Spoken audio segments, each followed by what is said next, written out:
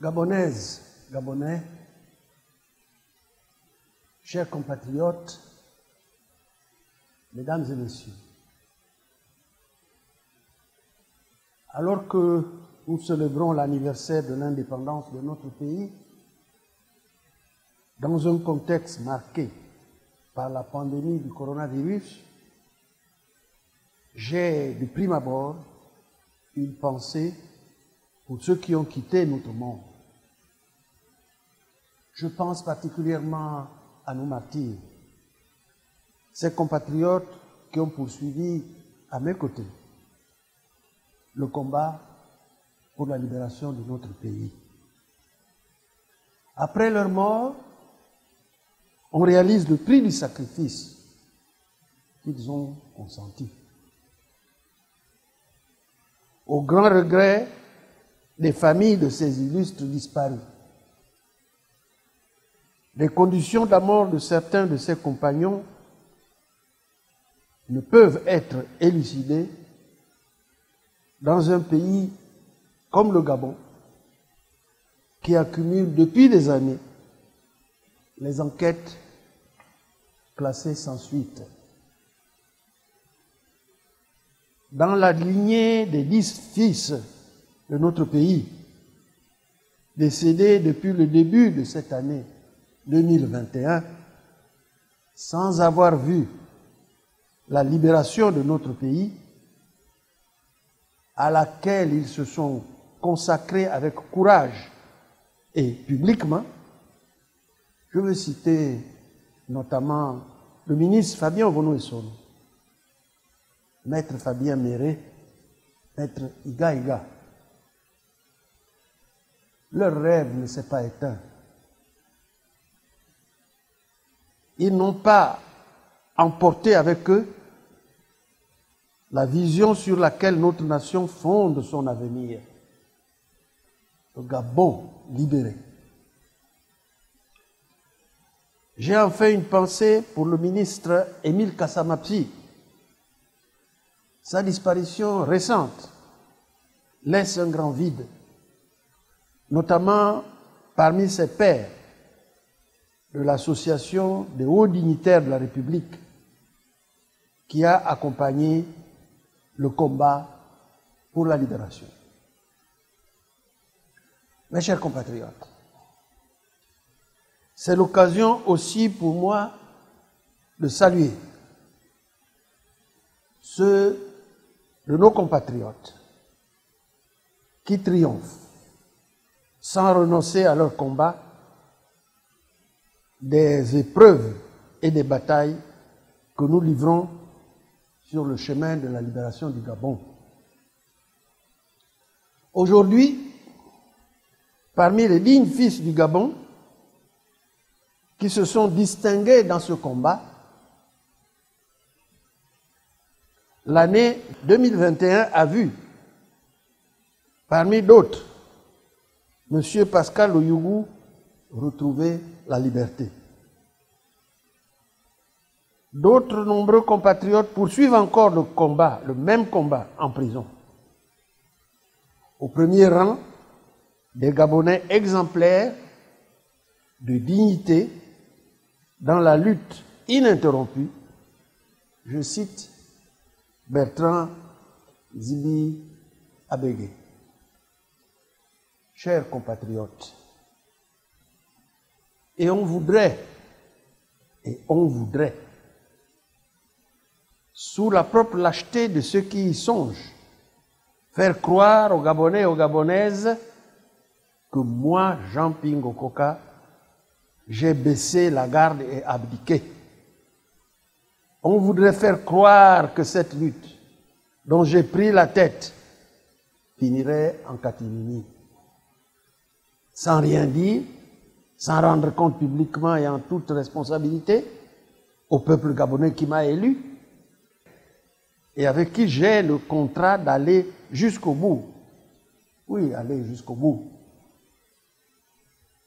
Oui, mes chers compatriotes, je suis à l'écoute de vos lamentations.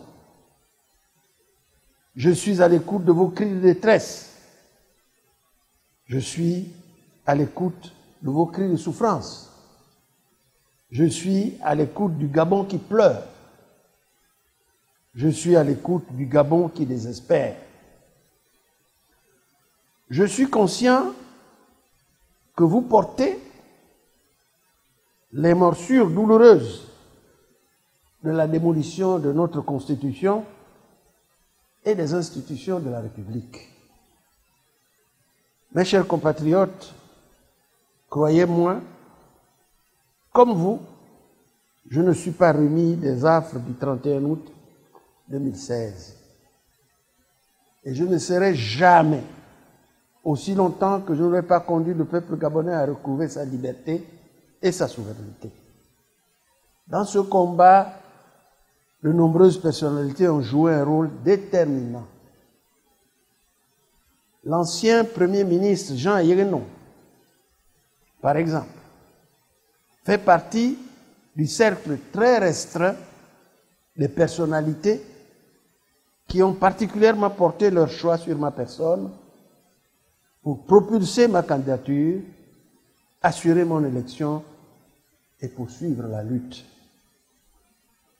Mais, il a décidé, le 11 août dernier, de quitter les rangs de la CNR. J'en prends acte. Mes chers compatriotes, je reste en toute légitimité. La légitimité que confère le suffrage du peuple souverain. Je reste le président de la République, le président de la République gabonaise. Toute ma démarche s'inscrit depuis l'origine dans l'esprit du changement de paradigme. La vision de notre nation, celle d'un Gabon libéré, qui est au centre de ma position constante, est celle de la volonté collective, affirmée dès le départ, d'inaugurer une nouvelle ère, l'ère de la renaissance du Gabon.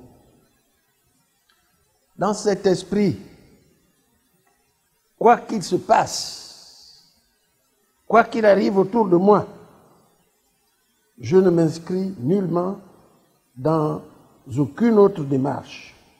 Aucune autre démarche. Mes chers compatriotes, je m'adresse à nouveau au plus profond de votre conscience pour vous réitérer le plus solennellement possible que le combat pour la libération du Gabon que j'ai engagé avec la majorité des Gabonais au péril de notre vie se poursuit et se poursuivra jusqu'à la victoire. Se poursuit et se poursuivra jusqu'à la victoire.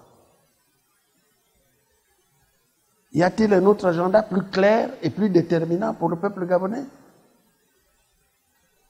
Gabonaises, Gabonais, comme vous et pour vous, cet agenda rendu possible par mon élection en 2016 reste, à mes yeux, l'agenda, le but déterminant de l'histoire de notre pays depuis son indépendance. C'est l'agenda de l'alternance et de la rupture. C'est l'agenda du salut. C'est l'agenda de la renaissance du Gabon. Mes chers compatriotes, la constance qui est la mienne porte l'achèvement de cet agenda. En effet, ce que vous attendez de moi, c'est qu'au bout du compte, se réalise la libération du Gabon.